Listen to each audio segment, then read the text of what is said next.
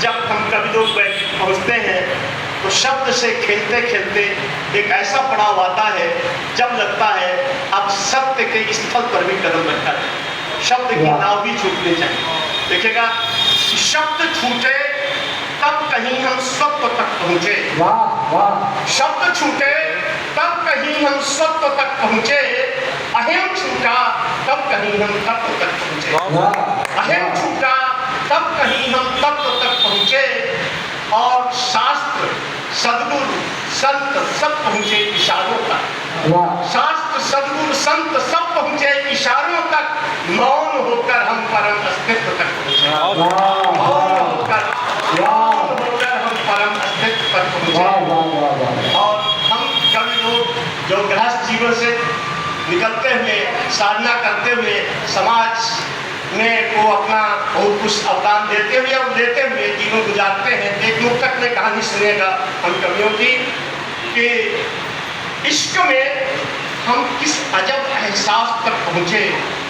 बहुत अच्छा लग रहा है भाई, उपकारमणि, प्रीति और ये दिलीप और हमारे कहाँ गए, एक और बच्चा है यहाँ पर, शिवम बैठा हुआ। हाँ, शिवम है और वो निमिष सारे के सारे। बहुत अच्छी बात है। ये शब्द के बड़े साधक होते हैं जो बैठ के केवल सुनने के लिए आते हैं। मैं आप सबको प्रणाम करते हुए मुक्तक पुनः प्रणाम दे दीजिएगा कि किशोर जी क्या पढ़ रहे थे? वो आप पहुंचा तो दिया था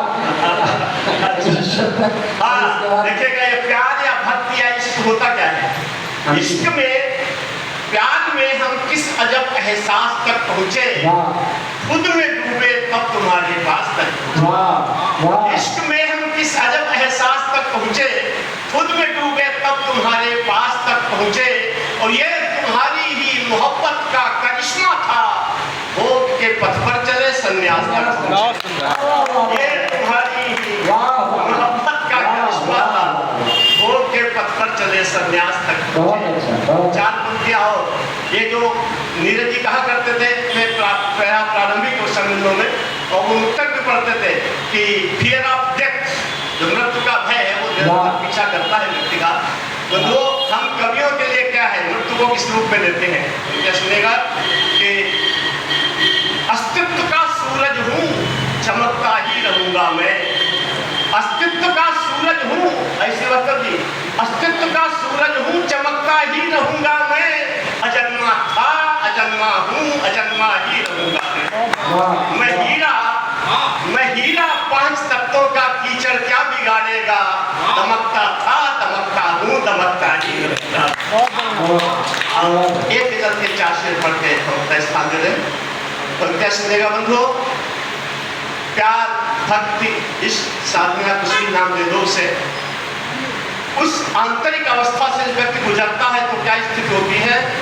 शय कहते हैं दृश्य को। दुनिया की हर एक शय में दिलदार दिखाई पड़ता है, दुनिया की हर एक शय में दिलदार दिखाई पड़ता है, सच्चे आशिक को न कभी संसार दिखाई पड़ता है।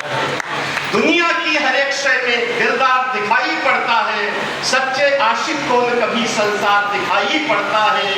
पूरी पृथ्वी को जो अपने राम के चरण समझता है, पूरी पृथ्वी को जो अपने राम के चरण समझता है, कण कण में उसे अहिल्या का उद्धार दिखाई पड़ता है।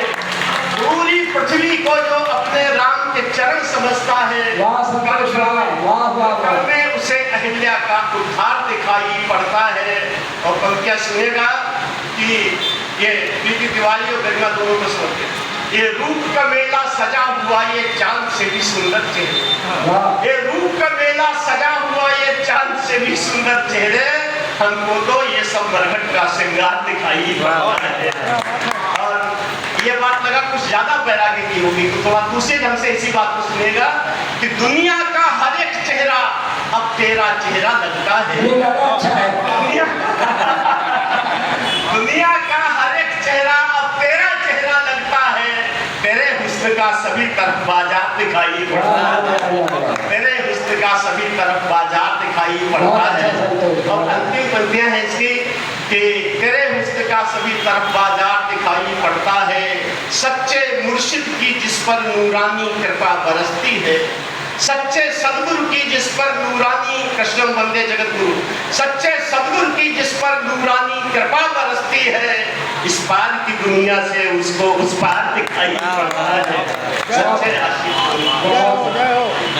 बहुत सुंदर। और मैं कहना तो हाँ, लेकिन मुझे एक बात